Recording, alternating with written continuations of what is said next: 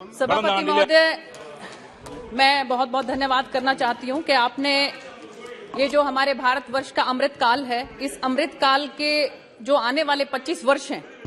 उसमें हमारे भारत की क्या दशा रहेगी, क्या दिशा रहेगी, उसके बारे में जो ये बजट पेश किया गया है, ये इस अमृत काल का पहला बजट है जो कि सशक्त, सर्वस्पर्शी और सर्वसमावेशी बजट है। सभापति महोदय, मैं कहना चाहूंगी कि आज जो वैश्विक अर्थव्यवस्था है उसकी जो हालत है, चाहे हम रूस यूक्रेन युद्ध की बात करें, चाहे हम कोविड महामारी की बात करें, आज जो वैश्विक अर्थव्यवस्था है वो बिल्कुल डावाडोल हो रखी है। आप ये देखिए कि 22-23 के अनुमान के अनुसार भारत की जीडीपी ग्रोथ जो है वो 7% रहने का अनुमान है, जो कि दिसंबर 2022 में आरबीआई के अनुमानित 6.8% से अधिक है। वैश्विक जीडीपी की ग्रोथ जो है वो 1.7% है और हम लोग कहां पर हैं आप देख सकते हैं। भारत की जीडीपी ग्रोथ जो है वो 6.6 रहने का आगे आने वाले समय में अनुमान है और भारत की अर्थव्यवस्था जो है वो बहुत तेजी से बढ़ने वाली अर्थव्यवस्था है, जिसको ब्राइट स्टार जो है वो विश्व में कहा जाता है। माननीय सभापति महोदय, अगर हम इन्फ्लेशन की बात करें तो जब भी हम किसी के साथ तुलना करेंगे तभी हम इस बात का अंदाजा लगा सकते हैं कि हम कहां पर खड़े, क्योंकि अगर हम देखें तो आज दुनिया की महंगाई दर जो है, इन्फ्लेशन रेट जो है वो भारत की 5.72 है और दुनिया में अमेरिका जो है, जिसको विकसित देश कहा जाता है, उसकी 6.50 है। ऑस्ट्रेलिया की 7.8% है, जर्मनी की 8.7% है, यूके की 10 से 11% है, टर्की की तो 60% है, रशिया की 12% है। तो आज ये सब अगर हम अपनी इन्फ्लेशन को 5.72% तक ला पाने में कामयाब हुए हैं तो उसके पीछे कारण है आत्मनिर्भर भारत। माननीय प्रधानमंत्री श्री नरेंद्र मोदी जी की जो सोच है कि किस तरह से हमारे देश को हम आत्मनिर्भर बनाकर आत्मविश्वास से जो हमारा देश आज की तारीख में भरा है, क्योंकि रशिया और यूक्रेन का जो युद्ध है उसमें आपने देखा होगा कि बहुत से देश जो हैं वो निर्णय नहीं कर पा रहे हैं कि हम क्या अपनी स्टेटमेंट देखें। और हमारे जो आदरणीय एक्सटर्नल अफेयर मिनिस्टर हैं, उन्होंने जिस सूझबूझ के साथ, डिप्लोमेटिक तरीके के साथ विश्व स्तर पर यह कहा है कि रशिया जो है उससे हम तेल लेंगे क्योंकि हमें जरूरत है, लेकिन साथ साथ उन्होंने ये बात भी कही है कि भारत किसी भी कीमत पर युद्ध के फेवर में नहीं है। तो एक इतने अच्छे डिप्लोमेटिक तरीके से उन्होंने अपनी बात कही है कि जिससे जो हम रशिया से तेल ले पा रहे हैं और उसकी वजह से हमारा आत्मनिर्भर भारत हम बनते जा रहे हैं। और वैक्सीनेशन में भी आप ये देखिए, आज इकोनॉमिक ग्रोथ जो है हमारी भारत की जिस तरह से तेजी से बढ़ रही है और माननीय प्रधानमंत्री जी के नेतृत्व में आप देखिए कि 10वें नंबर से हम छलांग लगाकर आज विश्व की अर्थव्यवस्था में आज हम 5वें नंबर पर पहुंच गए हैं। और आने वाले समय में जिस तरह से हम एक विकासशील देश से विकसित देश की तरफ बढ़ते जा रहे हैं तो सेकंड और थर्ड नंबर पर बहुत जल्द हम पहुंच जाएंगे, इस बात की मुझे पूरी उम्मीद है। ये जो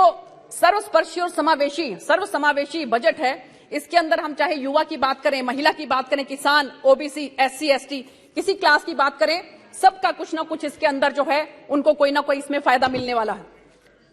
सभापति महोदय, मुझे ध्यान आ रहा है कि आरबीआई के अनुसार बिहार, केरल, पंजाब, राजस्थान, पश्चिम बंगाल, इनकी अर्थव्यवस्था जो है मंदी के दौर से गुजर रही है और इसका बहुत बड़ा कारण यह है कि वहां की जो राज्य सरकारें हैं वो ठीक तरीके से काम नहीं कर रही हैं। लेकिन हमारी केंद्र सरकार ने स्ट्रक्चरल रिफॉर्म के लिए कैपिटल एक्सपेंडिचर में 1 लाख करोड़ रुपया राज्यों को देने के लिए कहा है, ताकि छोटा किसान जो है उसको फायदा मिल सके और इसके लिए कोऑपरेटिव स्टोर जो है वहां पर बनाए जा सके, डिजिटल लाइब्रेरी बनाई जा सके और सेल्फ हेल्प ग्रुप में महिलाओं को मदद मिल सके, यूनिटी मॉल बनाए जा सके। और इसीलिए आपने देखा होगा कि किस तरह से हमारी जो अर्थव्यवस्था है वो दिनों दिन तरक्की कर रही है। माननीय सभापति महोदय, मैं याद दिलाना चाहूंगी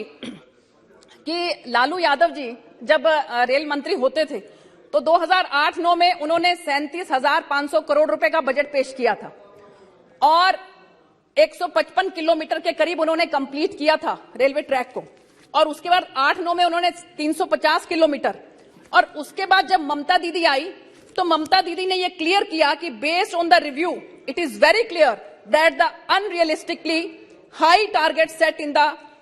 interim budget are not sustainable and warrant a mid course correction. तो उस समय में उन्होंने क्या कहा था, लालू जी ने, अभी हमारे गोपाल जी यहां बैठे हैं, तो उन्होंने कहा था कि गोपाल बाबू तोहार चिंता करने का जरूरत नहीं है, हमने बहुत बड़ा पखाना बना दिए हैं। तो उन्होंने कहा कि आप तो रेलवे मंत्री हैं, आपने पखाना कहां से बना दिए? तो बोले कि अरे हमने 130 किलोमीटर रेलवे ट्रैक बिछा दिए, वहां पर लोटा लेकर जाओ और आप जरूरत नहीं है आपको पखाने की। ये पहले की अर्थव्यवस्था जो है, पहले का ये सोच रहती थी पहले के, आप देखिए कि मंत्रियों की। और आज की तारीख में माननीय प्रधानमंत्री जी ने 11 करोड़ घरेलू शौचालय बनाकर जिस तरह से हमारी महिलाओं को, हमारी बहनों को इज्जत घर बख्शे हैं, मैं बहुत बहुत इस बात के लिए माननीय प्रधानमंत्री जी का धन्यवाद करना चाहती हूं। इसके साथ साथ आप ये देखिए, उन्होंने कहा कि हमें स्मार्ट सिटी का जरूरत नहीं है, हमें स्मार्ट गांव चाहिए। कहने को कह देते हैं, लेकिन जब वो थे तो उन्होंने स्मार्ट गांव बनाने के लिए क्या किया? आज स्मार्ट गांव बनाने के लिए 1 डिस्ट्रिक्ट 1 प्रोडक्ट की बात करें, चाहे हम कोऑपरेटिव स्टोर्स की बात करें, चाहे हम मिलेट्स के लिए बात करें, इंटरनेशनल ईयर ऑफ मिलेट्स इसको बनाया गया है, क्योंकि हमारे प्रधानमंत्री जी की सोच ये है कि जो हमारा गरीब किसान है उसको मदद मिलनी चाहिए। और इसलिए आप देखिए कि G20 कंट्रीज के जितने भी देश के यहाँ पर प्रतिनिधि आ रहे हैं, वो लोग पूरे के पूरे हिंदुस्तान के अंदर जगह जगह जाकर घूम रहे हैं और उनको जगह जगह मिलेट्स जो है वो परोसा जा रहा है और बहुत खुश वो अपने आप को महसूस कर रहे हैं। तो जब तक आपकी सोच ये नहीं होगी कि गांव वालों को कैसे आगे बढ़ाया जाए, तब तक आप कैसे, और एक बल्कि कल सवाल भी पूछा जा रहा था माननीय मंत्री जी से, तो वो स्मार्ट सिटी 100 स्मार्ट सिटी जो बनाए जा रहे हैं, बल्कि मैं भी आपके माध्यम से पूछना चाह रही हूं कि स्मार्ट सिटी जो है 100 के लिए तो प्रोविजन रखा था, लेकिन आगे इंक्लूजन और कैसे होगा इसके बारे में अगर वो बताएं तो बहुत बेहतर रहेगा कि क्या उसके लिए स्मार्ट सिटी का स्मार्ट होना जरूरी है, या कि प्रतिनिधि का स्मार्ट होना जरूरी है, या कि वहां के लोगों का स्मार्ट होना जरूरी है। तो ये स्मार्ट सिटी के लिए क्या क्राइटेरिया है, ये अगर वो बताएं तो आपके माध्यम से मैं पूछना चाहती हूँ। इसके साथ साथ मैं बात करना चाह रही थी माननीय सभापति महोदय के, पिछले दिनों मुझे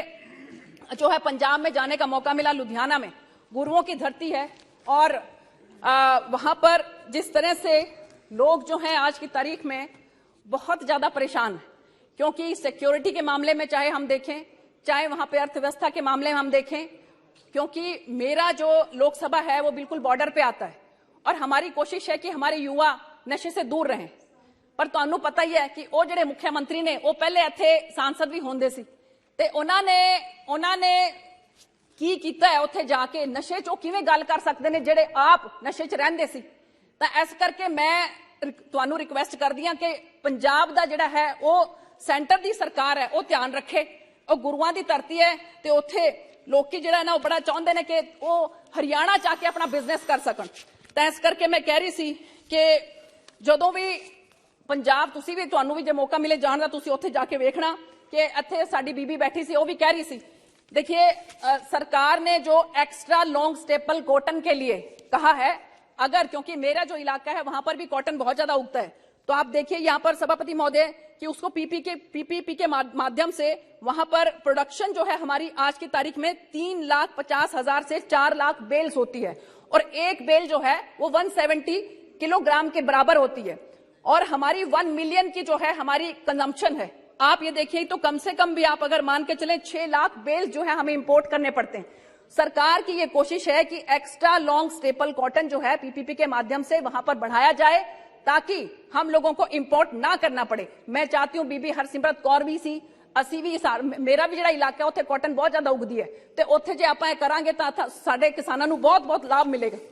ਤੇ ਤੁਹਾਡੇ माध्यम तो मैं कहना चाहती हूं कि मेरे जी इलाके च रेलवे का बजट कितना ज्यादा बढ़ाया है, तो नरवाणा सिरसा मंडी डब वाली उत्थे रेलवे स्टेशन से आधुनिकरण का वास्ते करता है। पर मेरी कोशिश है, मेरी रिक्वेस्ट है कि जो फतेहाबाद डिस्ट्रिक्ट है उत्थे भी सानू चाहिए रेलवे फैसिलिटीज। ते इहदे साथ साथ मैं कह रही हूं माननीय सभापति महोदय कि जेडे नशे वास्ते ਆਪਾਂ कुछ ना कुछ करिए, क्योंकि उत्थे जी थैंक यू, धन्यवाद जी। एक मिनट और चाहिए। देखिए माननीय प्रधानमंत्री जी मैं विश्वास दिलाना चाहती हूं कि सारी जनता जिहड़ी है वो उन्हां दे नाल है। वो जदों भी कोई शुभ काम करन चलदे ने ना, वो की कह के चलदे ने कि देश शिवा वर मोह एह, शुभ कर्मण तो कब हूं न टरूं, ना डरूं अरिसों जब जाए लड़ूं, निश्चय कर अपनी जीत करूं। गुजरात भी ऐसी जीत हासिल की है। एक मिनट के लिए अभी पिछले दिनों कांग्रेस के लोग जो है बार बार चिल्ला रहे हैं और क्या क्या बोल रहे हैं उनके बारे में, लेकिन जिस तरह से माननीय प्रधानमंत्री जी ने काम किया है, तो मैं अंत में एक बात कहना चाहूंगी, अंत में सभापति महोदय, कि कैसे मंजर सामने आने लगे हैं, गाते गाते लोग चिल्लाने लगे हैं, वो सलीबों के करीब आए तो हमको कायदे कानून समझाने लगे हैं। बहुत बहुत धन्यवाद सभापति महोदय। आप देख रहे हैं सक्षम न्यूज इंडिया, सबसे पहले सबसे तेज।